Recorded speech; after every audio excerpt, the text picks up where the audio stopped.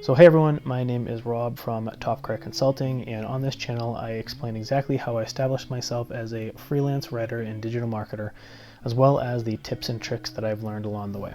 So if that is something that interests you, please subscribe down below, hit the bell notifications so you receive all my new videos as soon as possible, and drop a like, leave a comment. I really am interested to know what you guys want to hear and what you want to learn. So I have broken down this information into bite-sized chunks of knowledge to share with you to make it a lot easier to grasp and put into practice. So today we're going to continue talking about our discussion on SEO mistakes, and SEO isn't a perfect process. It involves a lot of trial and error, and that's the part we learn from. But knowing some of the most common mistakes can help us make adjustments and see results a lot faster.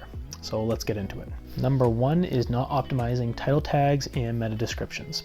Every single page on your site should have a unique and highly descriptive title. These title tags show up on social media when someone shares a page from your site. It's also the text listed when someone bookmarks your page. So a lot of brands make the mistake of simply listing their company name as the title tag. This isn't helpful because it doesn't explain what the page is all about. Instead, formulate your title tag by leading with a search query and ending with your company's name. Meta descriptions are equally as important. Think about them as short sales pitches that convince readers to click. They need to be tailored to your brand. They also need to persuade people to read more. Meta descriptions should include relevant keywords. If you don't craft your own meta description, Google will auto-populate text based on keywords. This can lead to incompatible search terms and results. I've recently completed a video on meta descriptions that I will link above, so please check that out on a more detailed process on meta descriptions. In general, optimized title tags and meta descriptions need to be as specific as possible. When you can, avoid duplication.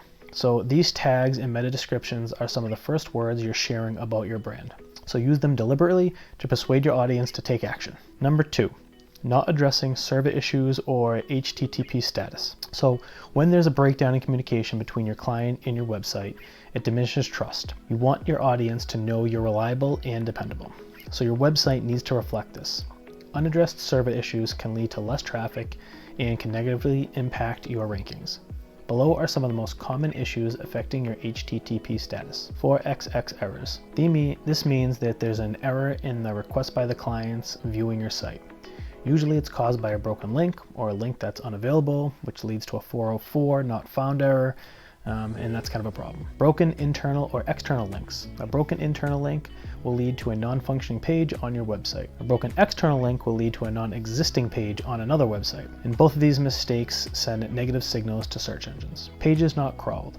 So this happens when a page can't be reached because the response time is too long or your server denies access to the page. And lastly, broken internal images. This happens when your URL is misspelled or a file no longer exists. So these technical issues can damage your rankings if they're ignored. So you want to show Google that your site has the results a searcher is looking for. And to prove that, make sure that your server and your HTTP issues are addressed right away. Not optimizing your anchor text. So anchor text is the words you click on when you see a hyperlink. And believe it or not, this is something else to consider when optimizing your site. They send signals to search engines and users that you're directing them to another piece of information.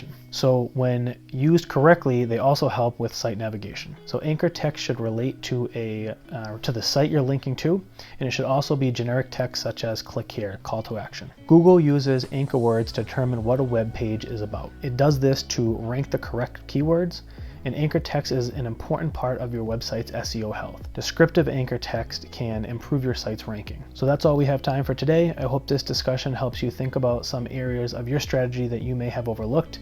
So reflection and improvement is what SEO is all about. So what other SEO mistakes have you seen in your practice, and how do you think that they could be corrected? Please leave those comments down below. I really want to know what we could do to help your situation. So as always, consider subscribing. We talk about this information often here, SEO tips and tricks. I really appreciate all your support, and I will see you next time. Thanks.